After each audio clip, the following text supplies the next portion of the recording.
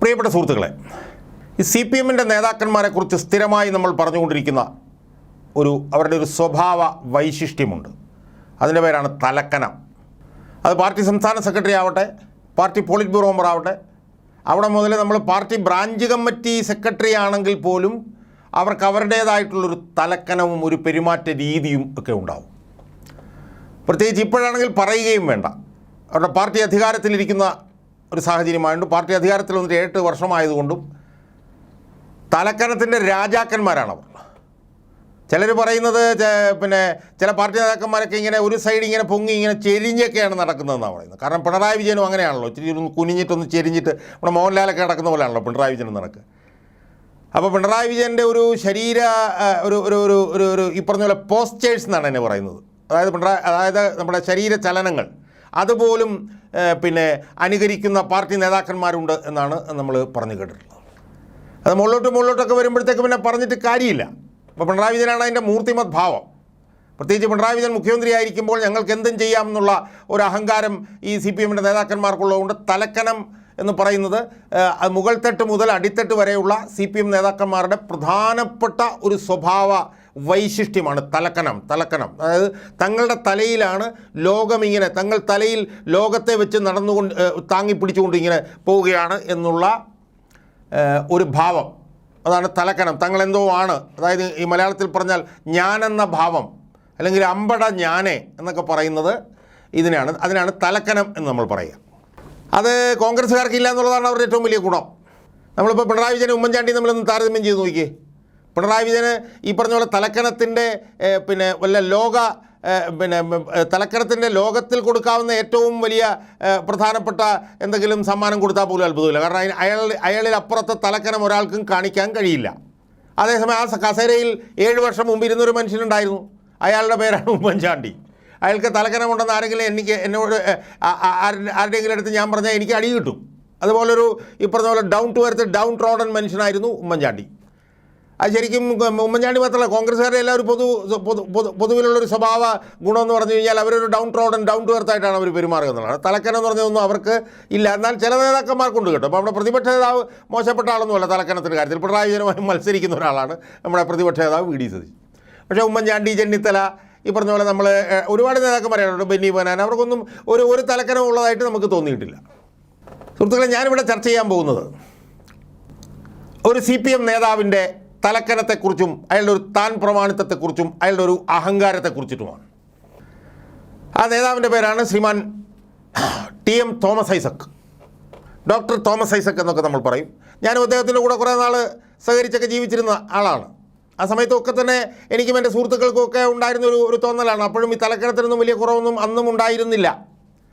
Doctor TM Thomas ഐസക്കിനെ പ്രത്യേകിച്ച് ആർക്കും പരിചയപ്പെടുത്തി കൊടുക്കേണ്ട കാര്യമില്ല. 4 തവണ MLA ആയിരുന്നു. 2001, 2006, 2011, 2015, 2016, 2021. അങ്ങനെ 4 തവണ അദ്ദേഹം MLA ആയിരുന്നു. 2 തവണ അദ്ദേഹം ധനകാര്യമന്ത്രിയായിരുന്നു കേരളത്തിൻ്റെ. പാർട്ടിയുടെ കേന്ദ്ര കമ്മിറ്റി അംഗമാണ്. ഇപ്പോൾ അടുത്ത തെരഞ്ഞെടുപ്പിലും പത്തനംതിട്ട നിൽക്കാൻ വേണ്ടിയിട്ടുള്ള കരുനീക്കങ്ങൾ അദ്ദേഹം നടത്തിക്കൊണ്ടിരിക്കുകയാണെന്നാണ് കേൾക്കുന്നത്. അദ്ദേഹം കേരളത്തിലെ CPM-ലെ തലക്കനമുള്ള നേതാക്കന്മാരിൽ എനിക്ക് തോന്നുന്നു 1ാം സ്ഥാനം നിർത്താൻ പറ്റില്ല. കാരണം പിണറായി വിജയൻ ഉണ്ടല്ലോ. ഇനി 2, 3 സ്ഥാനത്തൊക്കെ വേണമെങ്കിൽ അദ്ദേഹത്തിനെ നിർത്താം. അദ്ദേഹത്തിൻ്റെ ഒരു തലക്കനത്തിൻ്റെ ഒരു ഉദാഹരണം നിങ്ങളുടെ മുമ്പിൽ ഒന്ന് അവതരിപ്പിക്കാൻ വേണ്ടിയിട്ടാണ് ഞാൻ ഈ വീഡിയോയിലൂടെ ശ്രമിക്കാൻ പോകുന്നത്. അദ്ദേഹം വലിയൊരു സാമ്പത്തിക വിദഗ്ധനാണ് എന്നുള്ളത് നമുക്കറിയാമല്ലോ. സാമ്പത്തിക ശാസ്ത്രത്തിൽ കേരളത്തിലെ അവസാന വാക്ക് അദ്ദേഹമാണ് എന്നാണ് അദ്ദേഹം ധരിച്ചു വച്ചിരിക്കുന്നത്. തൻ്റെ അപ്പുറത്ത് സാമ്പത്തിക ശാസ്ത്ര രംഗത്ത് കേരളത്തിലെങ്കിലും ആരുമുണ്ട് എന്ന് അദ്ദേഹം വിശ്വസിക്കുന്നില്ല. അത് അദ്ദേഹം ഒട്ടും അംഗീകരിക്കാൻ തയ്യാറുമല്ല. അദ്ദേഹമാണ് എക്കണോമിക്സിലെ അവസാന വാക്ക് എന്നാണ് അദ്ദേഹം പറയുന്നത്. പക്ഷേ അദ്ദേഹം തലക്കനത്തിൻ്റെ കാര്യത്തിൽ മാത്രമല്ല, അദ്ദേഹം ഒരുമാതിരി വല്ലാതെ അങ്ങ് ഈ പറഞ്ഞ പോലെ അധപ്പതിക്കുന്ന ഒരു കാഴ്ച, അതിൻ്റെ ഒരു ഉദാഹരണം അത് നിങ്ങളുടെ മുമ്പിൽ ഒന്ന് അവതരിപ്പിക്കാൻ വേണ്ടിയിട്ടാണ് ഞാൻ ഇപ്പോൾ ശ്രമിക്കാൻ പോകുന്നത്. സുഹൃത്തുക്കളെ, അദ്ദേഹത്തിൻ്റെ ദീർഘകാലം അദ്ദേഹം തിരുവനന്തപുരത്ത് സെൻറ്റർ ഫോർ ഡെവലപ്മെൻറ്റ് സ്റ്റഡീസ്, അതായത് ജവഹർലാൽ നെഹ്റു യൂണിവേഴ്സിറ്റിയുടെ ഏക ഓഫ് ക്യാമ്പസ് സെൻ്റർ ആയിട്ടുള്ള തിരുവനന്തപുരത്തെ സെൻറ്റർ ഫോർ ഡെവലപ്മെൻറ്റ് സ്റ്റഡീസ് എന്ന് പറയുന്ന ആ സ്ഥാപനത്തിലെ, അവിടെ ഞാനും അവിടെ പഠിച്ചിരുന്നതാണ്, ആ സ്ഥാപനത്തിലെ പ്രൊഫസറായിരുന്നു. അവിടെ നിന്നാണ് അദ്ദേഹം റിസൈൻ ചെയ്തിട്ട് പിന്നീട് ഫുൾ ടൈം രാഷ്ട്രീയത്തിലേക്കൊക്കെ മാറുകയും മന്ത്രിയാവുകയൊക്കെ ചെയ്യുന്നത്. അവിടുത്തെ സാമ്പത്തിക ശാസ്ത്രത്തിൻ്റെ പ്രൊഫസറായിരുന്നു അദ്ദേഹം. അപ്പോൾ അദ്ദേഹം കാണിച്ചിട്ടുള്ളൊരു വൃത്തികേട്, വളരെ ഒരു മോശപ്പെട്ടൊരു പ്രവൃത്തി ജനങ്ങളുടെ മുമ്പിലേക്ക് പറയാൻ വേണ്ടിയിട്ടാണ് ഞാനിവിടെ ഇരിക്കുന്നത്. അദ്ദേഹത്തിന് ഇപ്പോൾ പ്രത്യേകിച്ച് വലിയ പണിയൊന്നുമില്ല. അദ്ദേഹത്തിന് കൂടെ നേരത്തെ ഉണ്ടായിരുന്ന കുറേ ക്രോണികളുണ്ട്, അവരൊന്നും ഇപ്പോൾ അദ്ദേഹത്തെ സഹായിക്കുന്നില്ല എന്നൊക്കെയാണ് നമ്മൾ കേൾക്കുന്നത്. അത് അവിടെ നിൽക്കട്ടെ. സുഹൃത്തുക്കളെ, ഈ അടുത്ത കാലത്ത് നമുക്കറിയാമല്ലോ, കേരളത്തിൽ സാമ്പത്തിക പ്രതിസന്ധിയൊക്കെയായി ബന്ധപ്പെട്ട് വലിയ ചർച്ച നടന്നുകൊണ്ടിരിക്കുകയാണല്ലോ. ഈ അടുത്ത കാലത്ത് ഒരു സാമ്പത്തിക വിദഗ്ധൻ കേരളത്തിൻ്റെ സാമ്പത്തിക പ്രതിസന്ധിയുമായി ബന്ധപ്പെട്ടുകൊണ്ട് ഭരണകൂടത്തിൻ്റെ നിലപാടുകളെ രൂക്ഷമായി വിമർശിച്ചുകൊണ്ട് മാതൃഭൂമി ചാനലിന് 2 ലക്കത്തിൽ അരമണിക്കൂർ വീതമുള്ള ഇൻ്റർവ്യൂ കൊടുത്തിരുന്നു. അപ്പോൾ അദ്ദേഹം പ്രധാനപ്പെട്ട, ഞാൻ സാമ്പത്തിക ശാസ്ത്രത്തിൻ്റെ പേരിലേക്ക് ഞാൻ വരാം. അദ്ദേഹം പ്രഗത്ഭനായൊരു സാമ്പത്തിക വിദഗ്ധനാണ്. അദ്ദേഹം തൻ്റെ ഈ 2 അഭിമുഖങ്ങളിലും അദ്ദേഹം രൂക്ഷമായിട്ടുള്ള പ്രതികരണം ഭരണകൂടത്തിനെതിരെ നടത്തിയിട്ടുണ്ട്. അത് ഭരണകൂടത്തിനെതിരെ നടത്തിയെന്ന് പറയുമ്പോഴത്തേക്ക് അത് ഇടത് ഭരണകൂടത്തിനെതിരെ മാത്രമല്ല, അദ്ദേഹം ആ ഇൻ്റർവ്യൂവിൽ വളരെ കൃത്യമായി പറയുന്നുണ്ട്. അദ്ദേഹം വലത് ഭരണകൂടത്തിനെതിരെയും ആ ശക്തമായിട്ടുള്ള വിമർശനം ഉയർത്തുന്നുണ്ട്. കഴിഞ്ഞ 40 വർഷക്കാലത്തെ അനുഭവം എന്ന് പറഞ്ഞിട്ടാണ് അദ്ദേഹം പറയുന്നത്. പക്ഷേ ശക്തമായിട്ടുള്ള വിമർശനമാണ് അദ്ദേഹം ഉയർത്തുന്നത്. ആ വിമർശനത്തിൽ അദ്ദേഹം പറഞ്ഞ ഏറ്റവും പ്രധാനപ്പെട്ട ഒരു കാര്യം എന്ന് പറയുന്നത്, കേരളത്തിൽ പിരിക്കേണ്ട നികുതി പിരിക്കാത്തതാണ് ഇവിടുത്തെ സാമ്പത്തിക പ്രതിസന്ധിയുടെ ഏറ്റവും പ്രധാനപ്പെട്ട ഒരു കാരണം എന്നാണ് അദ്ദേഹം അതിനകത്ത് പറഞ്ഞിട്ടുള്ളത്. അദ്ദേഹം പറയുന്നത്, നേരത്തെ നമ്മുടെ സംസ്ഥാന വരുമാനത്തിൻ്റെ 12% നികുതി പിരിച്ചിരുന്നുവെങ്കിൽ അതിപ്പോൾ 8% ഉള്ളൂ. അപ്പോൾ ആ 4% എന്ന് പറഞ്ഞാൽ ഏതാണ്ട് 40,000 കോടി രൂപ വരും. നമ്മുടെ കടമെടുക്കുന്നത് ഓരോ വർഷം 32,000 കോടി രൂപയാണ്. അതുകൊണ്ട് 40,000 കോടി രൂപ നമ്മൾ പിരിച്ചാൽ പിന്നെ നമുക്ക് കടം എടുക്കേണ്ട കാര്യം പോലും ഇല്ല എന്നുള്ള നിലയിലാണ് അദ്ദേഹം പറയുന്നത്. അതുപോലെ തന്നെ രൂക്ഷമായിട്ടുള്ള വിമർശനങ്ങൾ വേറെ പല കാര്യങ്ങളിലും അദ്ദേഹം പറയുന്നുണ്ട്. അതായത് ഈ പറഞ്ഞ പോലെ ക്ഷേമ പെൻഷനുകൾ കൊടുക്കാൻ ഒരു പൊതുമേഖലാ സ്ഥാപനം കടം മേടിച്ച് ഒരു പൊതുമേഖലാ സ്ഥാപനം ഉണ്ടായത് കണ്ടപ്പോൾ ഞാൻ അന്തം വിട്ടുപോയി എന്ന് അദ്ദേഹം പറയുന്നുണ്ട്. 100 കോടി രൂപ കടം കൊടുക്കുകയാണ് എന്ത് പാവപ്പെട്ടവന് പെൻഷൻ കൊടുക്കാൻ. അതിൻ്റെ പലിശ കൂടെ ചേർന്നിട്ട് 110 കോടി രൂപയാണ് തിരിച്ചു കൊടുക്കേണ്ടത്. അപ്പോൾ അദ്ദേഹം പറഞ്ഞ് ഈ പാവപ്പെട്ടവന് പെൻഷൻ കൊടുക്കാൻ വേണ്ടിയിട്ട് ഇതുപോലെ പണം എടുക്കുന്നത് കമ്പനി രൂപീകരിക്കുന്നത് ഞാനൊരിടത്തും കണ്ടിട്ടില്ല. എന്നിട്ട് അദ്ദേഹം പറഞ്ഞ് കേരളീയം നടത്താനായിട്ട് ഇതുപോലെ കമ്പനി രൂപീകരിച്ച് കണ്ടിട്ടില്ലല്ലോ. തൂർത്ത് നടത്താൻ വേണ്ടിയിട്ട് കേരളീയം നടത്താനും മറ്റ് തൂർത്ത് നടത്താൻ വേണ്ടിയിട്ടൊന്നും ഇങ്ങനെ ചെയ്ത് കണ്ടിട്ടില്ലല്ലോ എന്നൊക്കെ പറഞ്ഞിട്ട് അദ്ദേഹം ഭരണകൂടത്തെ അതിരൂക്ഷമായി വിമർശിക്കുന്ന 2 ഇൻ്റർവ്യൂകൾ മാതൃഭൂമി ചാനലിൽ വരികയുണ്ടായി. അപ്പോൾ അതാരാണ് നടത്തിയത് എന്നുള്ളത് ഞാൻ ഈ പറയാം.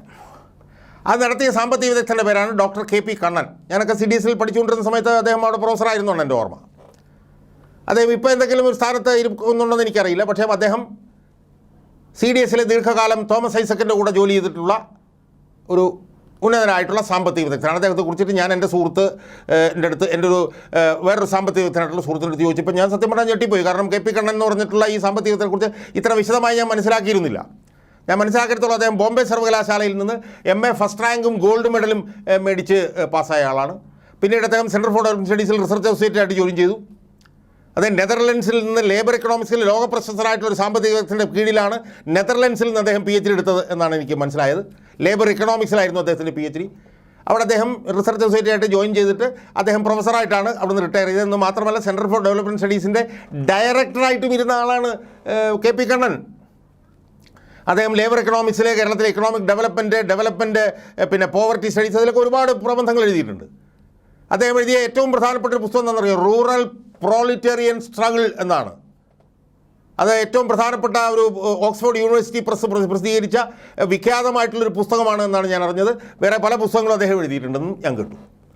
അതോടൊപ്പം തന്നെ ഏറ്റവും പ്രധാനപ്പെട്ട ഒരു കാര്യം എന്ന് വെച്ചാൽ മൻമോഹൻ സിംഗ്, ഇന്ത്യയുടെ പ്രധാനമന്ത്രിയായിരുന്ന മൻമോഹൻ സിംഗിൻ്റെ കാലത്ത് രൂപീകരിക്കപ്പെട്ടിട്ടുള്ള അസംഘടിത മേഖല അൺഓർഗനൈസ് സെക്ടറുമായിട്ടുള്ള ബന്ധപ്പെട്ടൊരു കമ്മീഷൻ ഉണ്ടായിരുന്നു. ആ കമ്മീഷനിലെ അംഗമായിരുന്നു അദ്ദേഹം. അർജുൻ സെൻഗുപ്ത എന്നൊരു സാമ്പത്തിക വിദഗ്ധൻ്റെ നേതൃത്വത്തിലായിരുന്നു കമ്മീഷൻ ഉണ്ടായിരുന്നത്. ആ കമ്മീഷനിൽ അംഗമായിരുന്ന ഡോക്ടർ KP കണ്ണൻ അതിലംഗമായിരിക്കുമ്പോൾ അദ്ദേഹം ഗവൺമെൻറ് ഓഫ് ഇന്ത്യയുടെ സെക്രട്ടറിയുടെ പൊസിഷനാണ് വഹിച്ചിരുന്നത്. ഗവൺമെൻറ് ഓഫ് ഇന്ത്യ സെക്രട്ടറി എന്ന് പറഞ്ഞാൽ കേരളത്തിലെ ചീഫ് സെക്രട്ടറിക്ക് തുല്യമാണ്. അത്രയും വലിയൊരു പൊസിഷനിൽ മൻമോഹൻ സിംഗ് രൂപീകരിച്ച അസംഘടിത മേഖലയെക്കുറിച്ചിട്ടുള്ളൊരു കമ്മീഷനിൽ അംഗമായിട്ടും കൂടി ഇരുന്ന ഒരാളാണ് KP Kannan. KP Kannan centre for development സ്റ്റഡീസിൻ്റെ ഡയറക്ടറായിരുന്നു. KP കണ്ണൻ്റെ റൂറൽ പ്രോലിറ്റേറിയൻ സ്ട്രഗിൾ എന്ന് പറഞ്ഞ പുസ്തകം വിഖ്യാതമായിട്ടുള്ള പുസ്തകമായിരുന്നു. ബോംബെ യൂണിവേഴ്സിറ്റിയിൽ നിന്ന് MA ഫസ്റ്റ് ക്ലാസും ഗോൾഡ് മെഡലും വാങ്ങിച്ച് പാസ്സായിട്ടുള്ള ഒരാളാണ്. തോമസ് ഐസക്കിൻ്റെ സതീർത്ഥ്യനായിരുന്നു. അത്രയേറെ സ്റ്റേച്ചറുള്ള ഒരാളാണ്. മാതൃഭൂമി ചാനലിൽ 2 ലക്കത്തിൽ ഏതാണ്ട് 1 മണിക്കൂർ നീണ്ടു നിൽക്കുന്ന ഒരു അഭിമുഖം നൽകിയത്. അപ്പോൾ അതിനകത്ത് അദ്ദേഹം ഭരണകൂടത്തിൻ്റെ ഈ പറഞ്ഞ പോലെ ഫിനാൻസ് മാനേജ്മെൻറ്റൊക്കെ വളരെ രൂക്ഷമായി വിമർശിക്കുന്നുണ്ട്. അത് ഇടതിനെ മാത്രമല്ല വലതിനെയും വിമർശിക്കുന്നത്. പക്ഷേ കാര്യകാരണ സഹിതമാണ് വിമർശിക്കുന്നത്. അതിൻ്റെ വിശദാംശങ്ങളിലേക്ക് ഞാൻ പോകുന്നില്ല. അത് യൂട്യൂബിലുണ്ട്, കാണേണ്ടവർക്ക് കാണാവുന്നതേ ഉള്ളൂ. പക്ഷേ അത് കണക്കിൻ്റെ അടിസ്ഥാനത്തിലാണ് അദ്ദേഹം വിശദീകരിക്കുന്നത്. അത് വിശദീകരിക്കുന്നതിനിടയ്ക്ക് അദ്ദേഹം പറയുന്നുണ്ട് തോമസ് ഐസക്കിനെ കുറിച്ച് വളരെ നല്ല വാക്കുകളാണ് അദ്ദേഹം പറയുന്നത്. വളരെ പോസിറ്റീവായിട്ടാണ് തോമസ് ഐസക്കിനെ കുറിച്ച് പറഞ്ഞിരിക്കുന്നത്.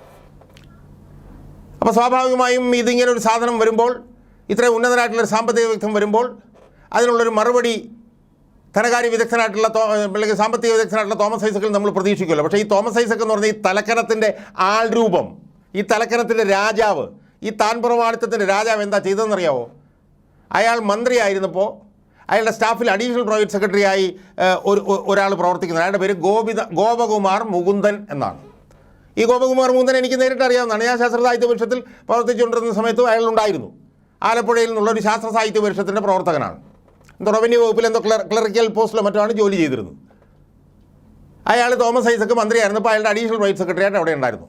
തോമസ് ഐസക്കിന് ക്രോണികളുടെ ഒരു ഗ്രൂപ്പുണ്ട്. അതായത് തോമസ് ഐസക്ക് ഇരിക്കാൻ പറഞ്ഞാൽ കിടക്കുന്ന ചില ആളുകളുണ്ട്. അവരുടെ അങ്ങനെയുള്ളൊരു ക്രോണികളുടെ ഒരു ഗ്രൂപ്പുണ്ട്. അത് ആ ക്രോണികളുടെ ഗ്രൂപ്പിലെ നേതാവായിരുന്നു ഈ ഗോപകുമാർ മുകുന്ദൻ. അയാൾ ശാസ്ത്ര സാഹിത്യ പരിഷത്തിൽ പ്രവർത്തിച്ചിരുന്ന ഒരു ആവറേജ് അല്ലെങ്കിൽ ബിലോ ആവറേജ് ആയിട്ടുള്ളൊരു പ്രവർത്തകനായിരുന്നു. അതാണ് ഞാൻ മനസ്സിലാക്കിയിട്ടുള്ളത്. എന്തായാലും ഒരു കാര്യം ഞാൻ പറയാം, അയാൾക്ക് സാമ്പത്തിക ശാസ്ത്രവുമായിട്ട് യാതൊരു ബന്ധവുമില്ല എന്നുള്ള കാര്യത്തിൽ എനിക്ക് യാതൊരു സംശയമില്ല. ചിലപ്പോൾ വല്ല BA എക്കണോമിക്സുകാരനാണോ എന്ന് എനിക്കറിയത്തില്ല. എന്തായാലും സാമ്പത്തിക വിദഗ്ധനൊന്നുമല്ല അയാൾ. അയാളുടെ സാമ്പത്തിക ശാസ്ത്രത്തിൻ്റെ മേഖലയിൽ ഒരു കോൺട്രിബ്യൂഷൻ നടത്തിയിട്ടുണ്ടെന്ന് എനിക്ക് തോന്നുന്നില്ല. അയാൾക്കുണ്ടായിരുന്ന ആകെയുള്ള സ്ഥാനം എന്ന് പറഞ്ഞത് തോമസ് ഐസക്കിൻ്റെ അഡീഷണൽ പ്രൈവറ്റ് സെക്രട്ടറി, തോമസ് ഐസക്കിനെ കണ്ടാൽ എഴുന്നേറ്റ് സല്യൂട്ട് ചെയ്യുകയും ചെയ്യുന്ന തോമസ് ഐസക്കിൻ്റെ ഒരു ക്രോണിയായിരുന്നു ഈ ഗോപകുമാർ മുകുന്ദൻ. ഈ തോമസ് ഐസക്ക് എന്ത് ചെയ്യുന്നറിയാവോ? സർക്കാരിനെതിരായി, സർക്കാരിൻ്റെ ഫിനാൻസ് മാനേജ്മെൻറ്റിനെതിരായി ഒക്കെ തന്നെ KP കണ്ണൻ എന്ന് പറഞ്ഞ വിഖ്യാതനായിട്ടുള്ള സാമ്പത്തിക വിദഗ്ധൻ അഭിമുഖം നൽകിയപ്പോൾ ആ അഭിമുഖത്തിനെതിരെ നേരിട്ട് വന്ന് മറുപടി പറയുന്നതിന് പകരം തൻ്റെ ക്രോണിയായിട്ടുള്ള ഈ ഗോപകുമാർ മുകുന്ദനെ കൊണ്ട് മറുപടി പറഞ്ഞിരിക്കും. എന്തൊരു അധമ പ്രവർത്തനം എന്നാലോചിച്ച്, എന്തൊരു നിലവാരം കുറഞ്ഞ, എത്ര പരിതാപകരമായിട്ടുള്ള ഒരു പ്രവർത്തനമാണ് ഇയാൾ കാണിച്ചു വെക്കുന്നത്.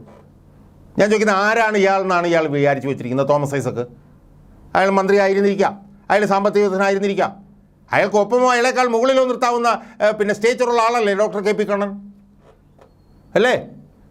തോമസ് ഐസക്ക് കേന്ദ്ര ഗവൺമെൻറ്റിൻ്റെ എന്തെങ്കിലും കമ്മിറ്റികളിൽ ഇരുന്നിട്ടുണ്ടോ എന്ന് എനിക്കറിയത്തില്ല. ചിലപ്പോൾ ഇരുന്നിട്ടുണ്ടാവും.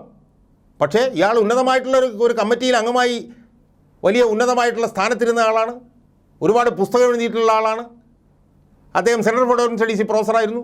സെൻറ്റർ ഫോർ ഡെവലപ്മെൻറ്റ് സ്റ്റഡീസിൻ്റെ ഡയറക്ടർ പോലുമായിരുന്നു അദ്ദേഹം. Thomas Isaac centre for development സ്റ്റഡീസിൻ്റെ ഡയറക്ടർ ആയിരുന്നോ? ഇല്ല. പിന്നെ തോമസ് ഐസക്ക് ഗവേഷണമൊക്കെ എന്നേ നിർത്തിവെച്ചതാണ്. രാഷ്ട്രീയം മാത്രമല്ലേ പുള്ളിയുടെ പരിപാടി, അദ്ദേഹത്തിൻ്റെ പരിപാടി. KP കണ്ണൻ അങ്ങനെയല്ല. KP കണ്ണൻ ഇപ്പോഴും റിസർച്ച് ചെയ്യുന്ന ആളാണ്. ആ KP കണ്ണൻ കാര്യകാരണ സഹിതം മറുപടി കൊടുക്കുമ്പോൾ ആ മറുപടി, അതിന് കാര്യകാരണ സഹിതം KP കണ്ണന് മറുപടി കൊടുക്കുന്നതിന് പകരം തൻ്റെ കൂടെ നിന്നിരുന്ന ഏതാണ്ട് ഏഴാം കൂലിയായി നടന്നിരുന്ന ഏതൊരുത്തനെ കൊണ്ട് മറുപടി പറയിപ്പിക്കുക എന്ന് പറഞ്ഞാൽ അത് ഏറ്റവും വൃത്തികെട്ട ഒരു രീതിയാണ് എന്ന് തോമസ് ഐസക്ക് മനസ്സിലാക്കണം. തോമസ് ഐസക്ക് എന്തൊക്കെയോ ആണ് എന്ന് തോമസ് ഐസക്ക് ധരിച്ചു വശായി വെച്ചിരിക്കുകയാണ്. അത് തോമസ് ഐസക്കിൻ്റെ കയ്യിലിരിക്കട്ടെ. തോമസ് ഐസക്കിനെയും KP കണ്ണനെയും എല്ലാം വിലയിരുത്തുന്നത് പൊതുമണ്ഡലമാണ് എന്ന് മനസ്സിലാക്കുക. തോമസ് ഐസക്കിനൊപ്പമോ തോമസ് ഐസക്കിനേക്കാൾ ഒരുപടി മുകളിലോ നിർത്താവുന്ന സ്റ്റേച്ചറുള്ള ആളാണ് ഡോക്ടർ KP കണ്ണൻ എന്ന് തോമസ് ഐസക്ക് മനസ്സിലാക്കുക. ഡോക്ടർ KP കണ്ണൻ കാര്യകാരണ സഹിതം ഭരണകൂടത്തെ വിമർശിക്കുമ്പോൾ അതിന് കാര്യകാരണ സഹിതം നേരിട്ട് വന്ന് മറുപടി കൊടുക്കുക എന്നുള്ളതാണ് അന്തസ്സ്, അതാണ് മര്യാദ എന്ന് മനസ്സിലാക്കാനുള്ള ബോധം തോമസ് ഐസക്കിൻ്റെ തലയ്ക്കകത്തില്ല. തോമസ് ഐസക്ക് എന്തോ ആളാണ് എന്ന് ധരിച്ചു വെച്ചിരിക്കുകയാണ്.